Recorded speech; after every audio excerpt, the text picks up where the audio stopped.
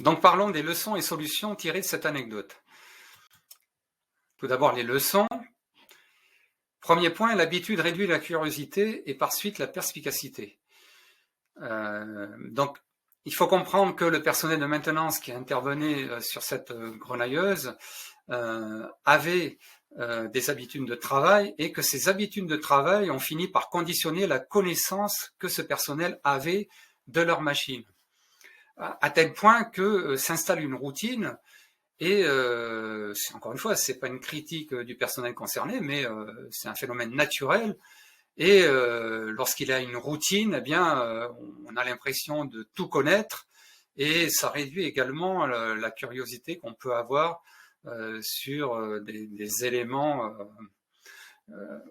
dont on finit par ne même pas suspecter l'existence. Deuxième leçon. L'évidence est parfois ce qu'il y a de plus trompeur car elle n'est jamais vérifiée.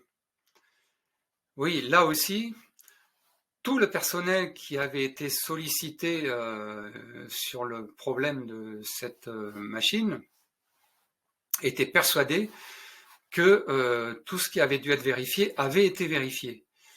Et pourtant, c'était pas du tout le cas. Il faut comprendre que, encore une fois, c'est un phénomène naturel. Plus c'est évident, j'ai envie de dire, moins on va le vérifier.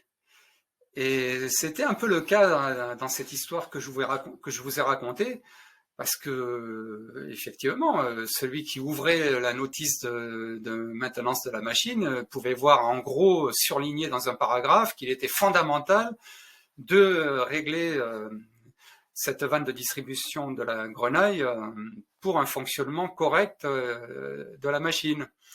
Et oui, mais c'était tellement évident que finalement, ce point-là n'a jamais été vérifié. Alors, à décharge un petit peu aussi, il faut prendre en compte le fait qu'il y a souvent plusieurs catégories d'intervenants.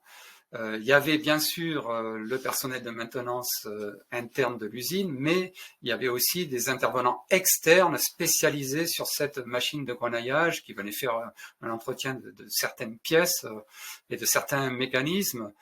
Et ça aussi, il faut reconnaître que ça peut aussi aggraver le fait que l'évidence, plus elle sera grosse, moins elle sera vérifiée, parce que d'une certaine manière, chaque catégorie d'intervenants va suspecter que les autres intervenants ont fait ce que eux, finalement, ne sont pas forcément censés faire. Et voilà.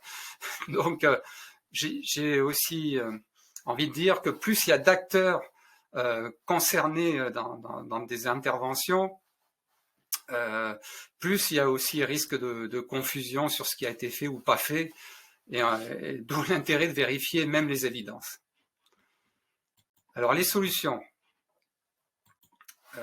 Premier type de solution classique, il est vrai qu'un regard extérieur échappe aux a priori et aux croyances qui vont empêcher d'accéder à la découverte d'un problème. Ça, c'est un phénomène naturel. On a toujours plus de chances de trouver les causes cachées d'une problématique avec un regard neuf, et ce qui est la nature d'un regard extérieur. Deuxième type de solution, l'utilité des notices d'utilisation et de maintenance des constructeurs. Donc pour chaque machine et équipement, il y a des notices d'utilisation et de maintenance. Ce sont des documents fondamentaux. Encore faut-il les conserver et les mettre à disposition de toutes les personnes concernées. Ça paraît également évident, mais c'est pas toujours le cas. C'est pas toujours le cas, c'est même assez souvent négligé. Il faut surtout se rappeler de ce principe fondamental parce qu'il est encore trop souvent négligé. Et là, encore une fois, c'est une évidence, je sais. Mais regardez chez vous et dites-moi si c'est vraiment toujours le cas. Et est-ce que toutes les notices d'utilisation et de maintenance de vos machines et équipements sont des je dirais, des documents de référence pour tous les intervenants en interne. Est-ce qu'ils les maîtrisent vraiment, ces notices? Ça serait intéressant que vous vérifiez. Dernier point, dans la catégorie solutions, ne jamais se contenter de la théorie, toujours vérifier la réalité au plus près du terrain. Et ben là, dans le cas de ce que je vous ai raconté, c'est évidemment pas le simple fait de connaître toutes les exigences connues dans la notice d'utilisation et de maintenance de la machine qui aurait permis de résoudre le problème. Le problème a pu être identifié en le rapprochant de ce qui était vraiment fait ou pas sur cette machine. Et pour ça, il a fallu aller vérifier sur le terrain qui faisait quoi et ce qui avait vraiment été réalisé dans les vérifications précédentes et mais aussi dans l'entretien et la maintenance de routine sur cette machine.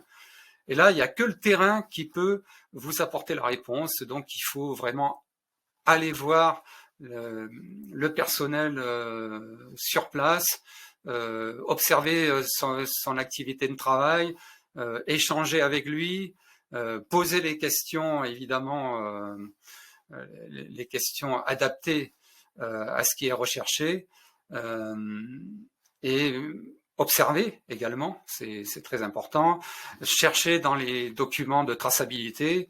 Voilà, il y a plein de choses possibles, mais il faut toujours prendre en compte le plus possible ce qui vient du terrain.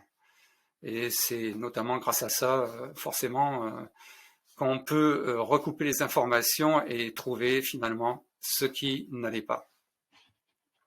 Voilà, j'ai terminé un peu avec ces explications. Merci encore d'avoir écouté. Merci encore plus de liker cette vidéo et d'activer la cloche donc de rappel lorsque je sortirai de prochaines vidéos. Je vous souhaite bien sûr de bonnes fêtes puisqu'elles arrivent au moment où je suis en train d'enregistrer. Et eh bien, je vous dis au plaisir. Je vais essayer de trouver encore d'autres histoires à vous raconter et avec tout autant d'enseignements et de les partager avec vous. En tout cas, c'est mon plaisir. Et à très bientôt. Et gardez la pêche, bien sûr. Merci.